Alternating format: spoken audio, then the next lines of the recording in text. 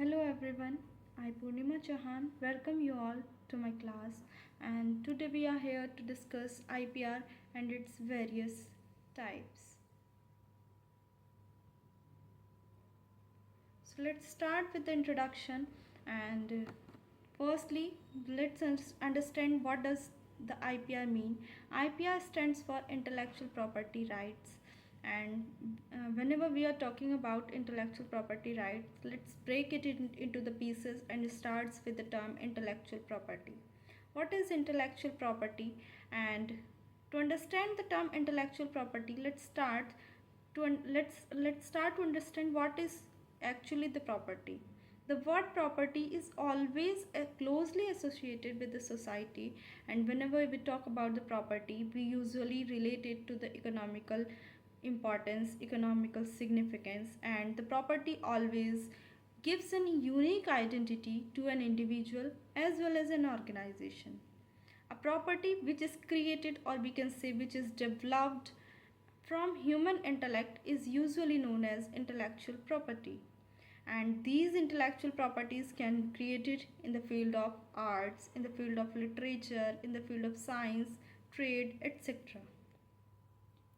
So let's talk about the classification of property and where does the intellectual property stands. So whenever we talk about the property, it might be tangible or intangible in nature. So the tangible property can be either movable or immovable in nature. And when we talk about the intellectual property, it is an intangible property that is usually further classified into two categories, that is industrial properties and copyright related properties. Industrial properties generally includes copyrights, patent, etc., whereas the uh, copyright related properties include the art and literature work. What is intellectual property rights? Now let's discuss what is intellectual property right. So, property rights, shortly known as IPR, are the rights or the privileges that are accorded, that are given to the creator or the inventor in the exchange of revealing the information about the intellectual property. So, it is very clear from the first point that the most important thing is to reveal the information about your invention. It is an important part to be noticed, because if your invention is being, you are keeping your information as a secret, so it cannot be used for the growth of the society. So these property rights can't help you to give that legal rights to use in a way that you want to use. So first thing is to reveal the information about your invention. In the next, it helps an individual or an organization, whichever it is. An individual may be the inventor, or an organization as a whole may be the creator of that invention. So it helps an individual or an organization to protect applications of ideas and informations that are of commercial value or industrial applications. What does the IPR includes? IPR actually includes the rights, various rights. What type of rights? It includes the right to use, the right to sell, the right to distribute, or even the right to license a property, which is usually generated from a human intellect. So let's further discuss what are the characteristics of intellectual property. Intellectual property must be a novel creation. It should not be known in prior, and it is usually intangible in nature, and last but not the least, it should have an industrial application.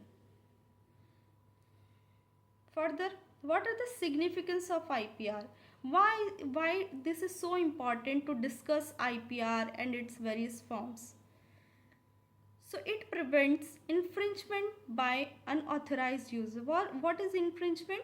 Infringement is the use of someone's creation without their concern and without being noticed to them. So it helps the unauthorized use of their properties. and further it gives the complete right to the inventor legally, so they can use their property, their invention, their creation in the way they want to use and they want to explore. It further minimizes needless investment in the field of R&D. How does this point justified? As we know that R&D sector needs a lot of investment. It can be in either field. Let's take the example of pharmaceutical industry.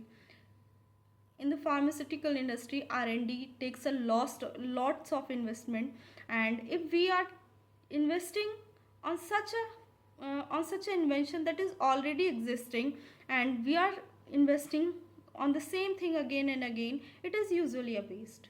So IPR actually helps to minimize these needless investment, and further it helps to improve the innovation index of a country, so that a country can can grow as a whole and even on a global scale.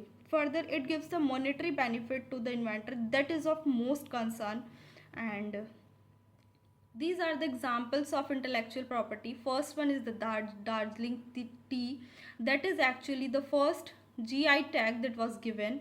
And on the second side, these are some important trademark that has been registered by various well known companies.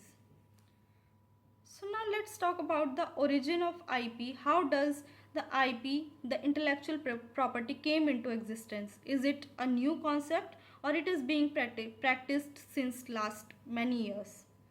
So let's come to the clarity. The term intellectual property might be new to some people, but it is being practiced since 500 years before the BCE in Siberia's. Where does it started? Where it has been started? In 1623, Britain passed an IP legislation.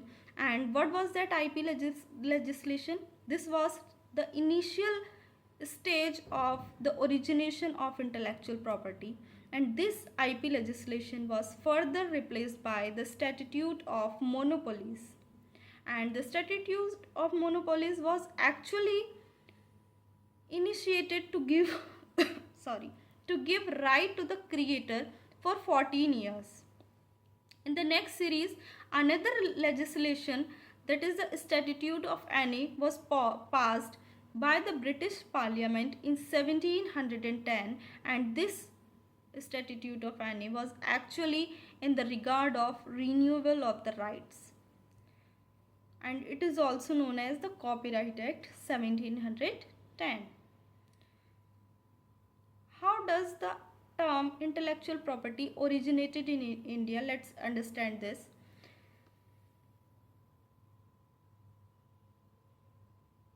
Excuse me. So origination of intellectual property in India was actually started in 1856, and this origination was actually adopted from the British Patent Law 1852. And what was the objective to originate intellectual property in India? It was objectified to encourage the inventions of new and useful manufacturers. And these terms at that time was termed as exclusive privilege. There were the further amendments of these legislation or these origination in 1859. And what were these amendments? There were three amendments. First was the grant of exclusive privilege to useful invention. Second was to increase of priority time from 6 months to 12 months. And third was the exclusion of importers from the definition of inventors. It should be inventors, excuse me for that. And how does the development came further? The Patent and Design Protection Act under the Act of 8 of 1872 came into existence, and this was actually done to include the term design in the Patent Act, and this act was amended in 1883, and this amendment was done to include the provision of protection for novelty in the invention. And all these above acts were replaced by more firm act that is known as Indian Patent and Design Act 1911, and at the last all these acts were finally replaced by a complete bill on patent right act that was enacted and known as the Patent Act 1970. And further there was several amendments that has been done to the Indian Patent Act that we are very known to known at this time. And these are the various forms of the intellectual properties that are being protected, that are being uh, we can say um, that are in we can say these are the actually the exclusive privileges are being provided to these various forms of intellectual property. And it includes patent, copyright, trademark, geographical indication, trade secret, SICLD, plant varieties, traditional knowledge, industrial design, and biodiversity convention. Some of these are very known to everyone right now. For example, patent is very well known form of intellectual property. Copyright is very well known form of intellectual property. Likewise, trademark, geographical indication, like we say GI tag. These are the very popular forms of intellectual property, but there are some less, or we can say least popular form of intellectual property that are needed to be discussed, like plant variety, SICLD, industrial design, etc. So we will discuss it into our next lecture series. And for now, thank you so much.